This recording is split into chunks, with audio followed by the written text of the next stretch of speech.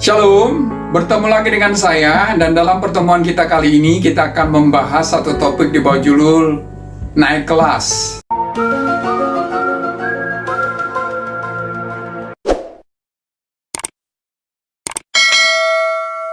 Saudara, orang yang naik kelas adalah orang yang mau melewati ujian dengan baik. Dan salah satu kisah ujian yang ada dalam Alkitab adalah ujian yang dihadapi oleh Abraham. Ujian terhadap iman Abraham merupakan salah satu peristiwa besar yang dicatat oleh Alkitab.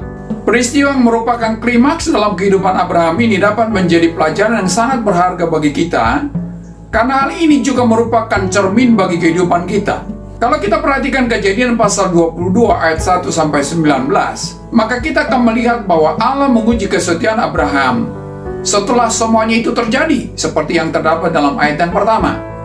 Artinya, setelah sekian lama Abraham berjalan dengan Allah, melihat dan mengalami sendiri perbuatan-perbuatannya yang ajaib dan merasakan kasih setia Allah dalam hidupnya, maka tiba saja Abraham masuk dalam masa ujian. Tujuannya adalah agar Abraham menyadari sejauh manakah iman dan pengharapannya kepada Allah, dan sampai di mana ketaatannya kepada Allah yang telah memanggil dia. Saudara, hal yang sama juga terjadi dalam kehidupan kita. Setelah sekian lama kita menaruh iman pengharapan kita kepada Allah, setelah kita menikmati anugerah dan belas kasihan-Nya, ada saatnya Dia akan menguji iman kita. Hal ini dilakukan bukan untuk kepentingan Allah, melainkan untuk kepentingan diri kita sendiri. Dengan demikian kita dapat memahami di mana posisi iman kita di hadapan Allah. Apakah yang dituntut Allah saat menguji iman Abraham? Pertama adalah mempersembahkan yang terbaik. Dalam Kejadian pasal 22 ayat yang kedua berkata, "Ambillah anakku yang tunggal itu yang engkau kasihi, yakni Ishak. Pergilah ke tanah Moria dan persembahkanlah dia di sana sebagai korban persembahan pada salah satu gunung yang akan kukatakan kepadamu." Saudara, ujian yang harus dilalui oleh Abraham adalah ketika Allah meminta Abraham untuk mempersembahkan anaknya dan bukan kambing dombanya. Allah juga menuntut anaknya yang satu-satunya dan bukan anak di antara anaknya. Lebih jauh firman Tuhan berkata, anak yang akan dipersembahkan itu adalah anak yang sangat dikasihi Abraham, bukan anak yang membuat masalah bagi dia. Hal ini menunjukkan bahwa Allah menguji iman Abraham dari sisi persembahan kepada Allah. Apakah setelah sekian lama Abraham menikmati segala kasih dan kebaikan Allah, memiliki dampak pada kepercayaan Abraham bahwa Allah adalah sumber segala sesuatu yang ia miliki dan Allah berhak untuk mendapatkannya kembali? Saudara, Tuhan menuntut Anda untuk mempersembahkan sesuatu yang paling bernilai dalam hidup Anda, yang melekat erat dengan Anda. Ingatlah bahwa bernilai tidaknya suatu persembahan tidak diukur dari nilai nominalnya. Dan juga Allah tidak pernah menuntut sesuatu yang tidak Anda miliki atau sesuatu yang tidak dapat Anda berikan. Namun Anda juga harus sadar bahwa Allah tidak sekedar menerima persembahan Anda, tetapi juga melihat nilai dari persembahan Anda kepadanya.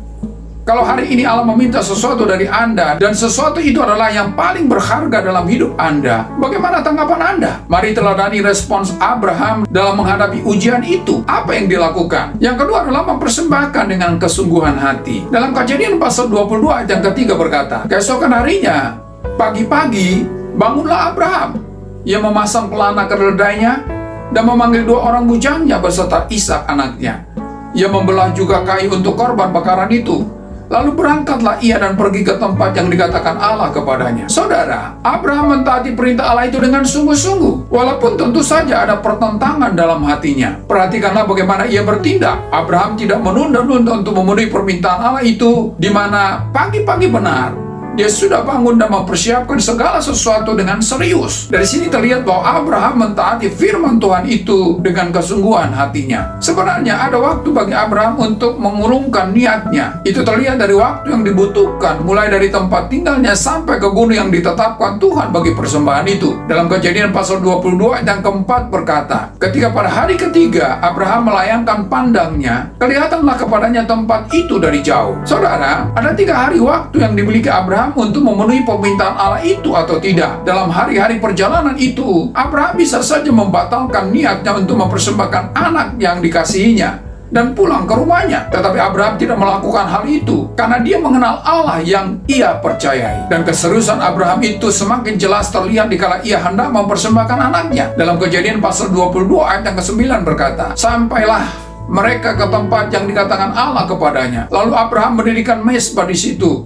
Disusunyalah kayu, diikatnya Ishak anaknya itu, dan diletakkannya di mezbah itu di atas kayu api. Abraham tidak pura-pura atau hanya berjanji untuk mempersembahkan anaknya. Tidak ada sedikit pun keraguan Abraham untuk taat pada tuntutan Allah dalam kehidupannya. Dan hal itu dilakukan bukan pura-pura, tetapi dalam satu tindakan yang nyata. Dalam Kejadian pasal 22 ayat yang ke-10 berkata, sesudah itu Abraham mengulurkan tangannya, lalu mengambil pisau untuk menyembelih anaknya. Abraham sungguh sangat serius dalam melaksanakan permintaan Allah itu. Saudara, bagaimana dengan persembahan Anda? Apakah Anda mempersembahkan sesuatu kepada Allah secara sungguh-sungguh? Atau Anda mempersembahkannya dengan terpaksa? Apakah Anda mencoba untuk menunda-nunda persembahan Anda sampai Anda lupa bahwa Tuhan menginginkannya dari Anda? Disinilah iman Anda akan diuji. Di mana posisi iman Anda sesungguhnya akan terlihat dari ketaatan Anda dalam mempersembahkan apa yang Tuhan tuntut dari hidup Anda. Yang ketiga adalah mempersembahkan dengan iman. Dalam Kejadian pasal 22 ayat yang kelima berkata, kata Abraham kepada kedua bujangnya itu, tinggallah kamu di sini dengan keledai ini, aku beserta anak ini akan pergi ke sana. Kami akan sembahyang, sesudah itu kami kembali kepadamu. Saudara, Abraham mempersembahkan apa yang Allah perintahkan bukan karena dia mampu mempersembahkannya. Sebenarnya tuntutan Allah itu adalah sesuatu yang sangat berat bagi Abraham. Tetapi sekalipun itu berat, ia tetap mempersembahkannya. Ia mendasari semua tindakannya itu dengan iman kepada Allah yang telah menyatakan dirinya dalam sepanjang hidup Abraham. Abraham memberi dengan iman percaya yang luar biasa, dan ia yakin bahwa Allah sanggup menghidupkan Ishak kembali kalau memang itu yang Tuhan minta daripadanya. Dalam Ibrani pasal 11 ayat yang ke-17 sampai 19 berkata, karena iman maka Abraham tatkala ia dicobai mempersembahkan Ishak, ia yang telah menerima janji itu rela mempersembahkan anaknya yang tunggal, walaupun kepadanya telah dikatakan, keturunan yang berasal dari Ishaklah yang akan disebut keturunanmu. Karena ia berpikir bahwa Allah berkuasa membangkitkan orang-orang sekalipun dari antara orang mati, dan dari sana ia seakan-akan telah menerimanya kembali. Saudara, bawalah persembahan Anda pada Allah dengan iman, bukan karena Anda sanggup dan bukan pula karena Anda mampu. Persembahan yang dipersembahkan dengan iman akan bernilai tinggi di hadapan Allah, apapun bentuk dari persembahan itu. Tetapi sebesar apapun persembahan Anda kepada Allah, tidak akan pernah bernilai kalau Anda persembahkan dengan tanpa didasari oleh iman. Saudara, Abraham berhasil melewati ujian itu dan menikmati hasilnya. Dalam Kejadian pasal 22 ayat 17 berkata, maka aku akan memberkati engkau berlimpah-limpah dan membuat keturunanmu sangat banyak seperti bintang di langit dan seperti pasir di tepi laut. Jika kita membandingkan janji Allah ini dengan janji Allah sebelumnya dalam Kejadian pasal 12 ayat yang kedua, maka ada bonus yang diberikan Allah di sini, yaitu memberkati engkau berlimpah-limpah. Itu terjadi karena engkau telah mentaati perintahku. Itu katanya dalam Kejadian pasal yang ke-22 ayat yang ke-18. Saudara, Anda akan menikmati setiap janji Allah kalau Anda mau taat kepada setiap perintahnya. Sebab sejauh manakah Anda taat kepada Allah, sejauh itulah iman Anda kepadanya. Dan sebesar apa iman Anda kepada Allah, akan sebesar itulah berkatnya tercurah bagi Anda. Oleh karena itu saudara, ketika Allah menguji iman Anda dengan meminta sesuatu dari Anda, maka berikanlah yang terbaik dan sungguh-sungguh dan disertai dengan iman, maka Anda akan naik kelas. Sampai di sini perjumpaan kita kali ini, dan kita akan lanjutkan di lain kesempatan.